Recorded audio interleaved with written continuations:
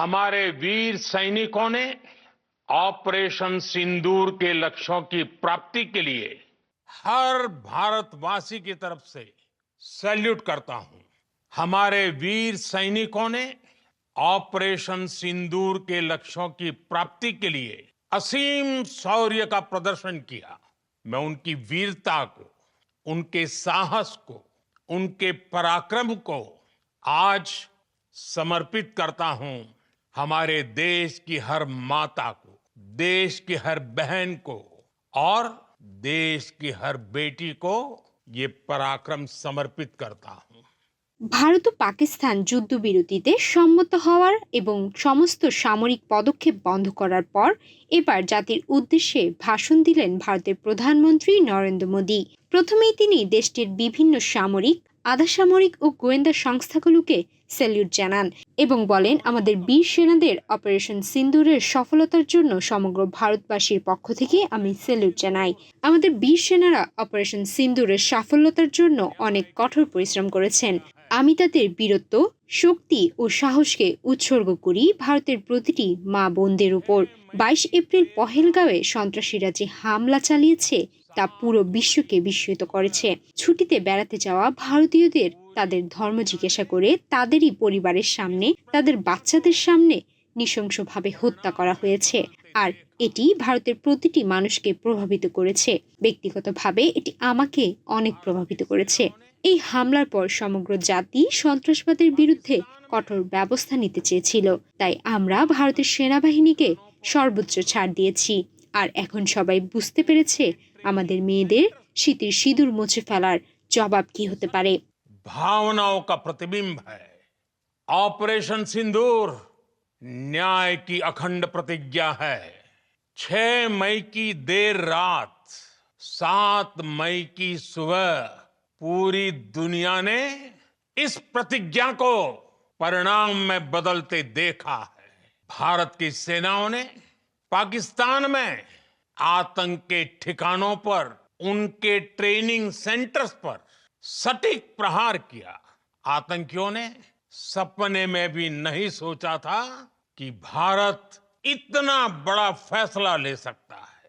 সোমবার জাতির উদ্দেশ্যে দেওয়া ভাষণে নরেন্দ্র মোদী বলেন, সন্ত্রাসবাদ দমনে আমরা নতুন নীতি নিয়েছি।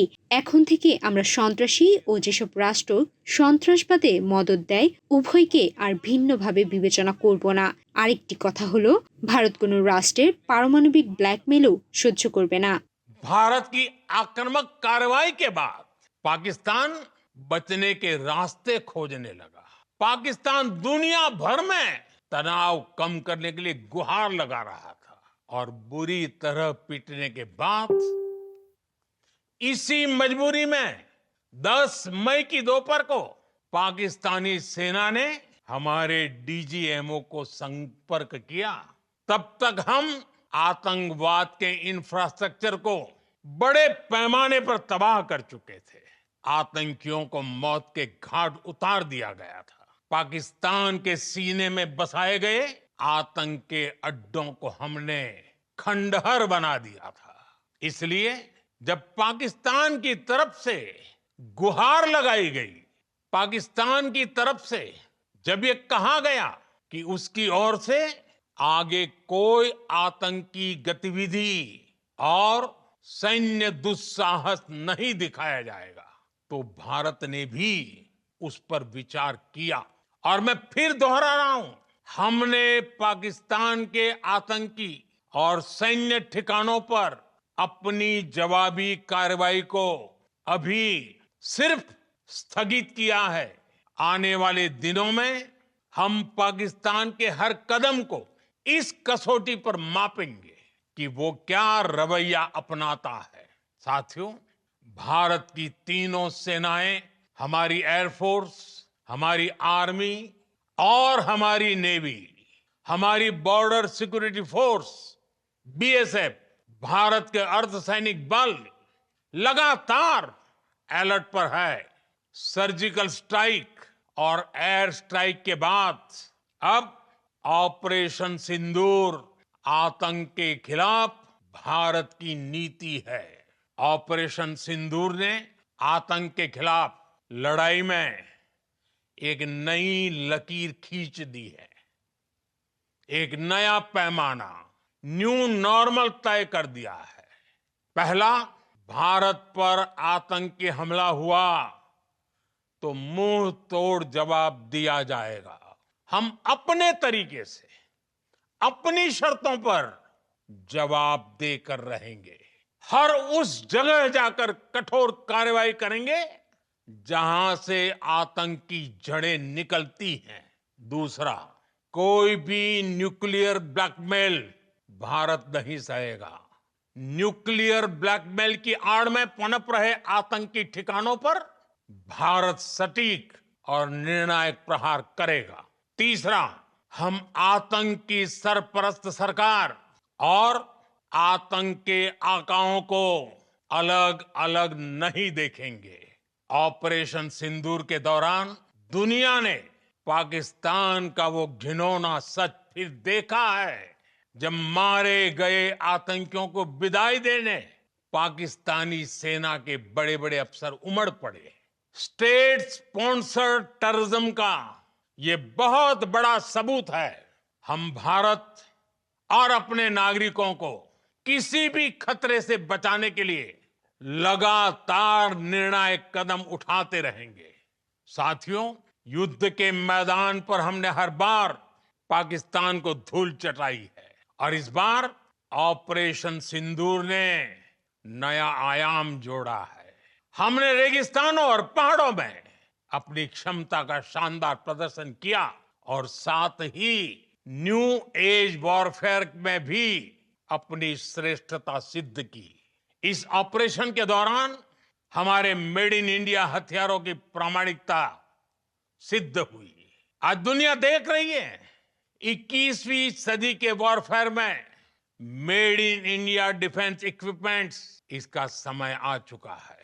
साथियों, हर प्रकार के आतंकवाद के खिलाफ हम सभी का एकजुट रहना हमारी एकता, हमारी सबसे बड़ी शक्ति है। निश्चित तौर पर ये युग युद्ध का नहीं है, लेकिन ये युग आतंकवाद का भी नहीं है। टेररिज्म के खिलाफ जीरो टॉलरेंस, ये एक बेहतर दुनिया की गारंटी है। साथियों, पाकिस्तानी फौज, पाकिस्तान की सरकार जिस तरह आतंकवाद को खाद पानी दे रहे हैं, वो एक दिन पाकिस्तान को ही समाप्त कर देगा। पाकिस्तान को अगर बचना है तो उसे अपने टेरर इंफ्रास्ट्रक्चर का सफाया करना ही होगा। इसके अलावा शांति का कोई रास्ता नहीं है। भारत का मत एकदम स्पष्ट है। टेरर और टॉप एक साथ नहीं हो सकते।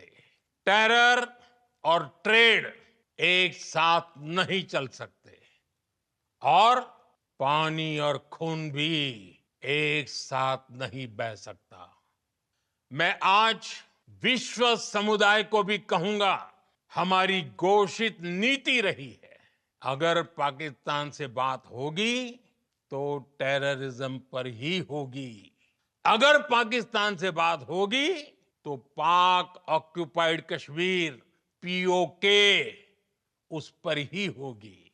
प्रिय देशवासियों, आज बुद्ध पूर्णिमा है। भगवान बुद्ध ने हमें शांति का रास्ता दिखाया है। शांति का मार्ग भी शक्ति से होकर जाता है। मानवता शांति और समृद्धि की तरफ बढ़े, हर भारतीय शांति से जी सके, विकसित भारत के सपने को पूरा कर सके, इसके लिए भारत का शक्तिशाली होना बहुत जरूरी है और आवश्यकता पड़ने पर इस शक्ति का इस्तेमाल भी जरूरी है। और पिछले कुछ दिनों में भारत ने यही किया है। मैं एक बार फिर भारत की सेना और सशस्त्र बलों को सैल्यूट करता हूं। हम भारतवासी के हौसले, हर भारतवासी का एकजुटता का शपथ, संकल्प, मैं उसे नमन करता हूं। बहुत बहुत धन्यवाद। भारत माता की जय, भारत माता की जय, भारत माता की जय। সুমায়া মিতু, বাংলাদেশ প্রতিদিন।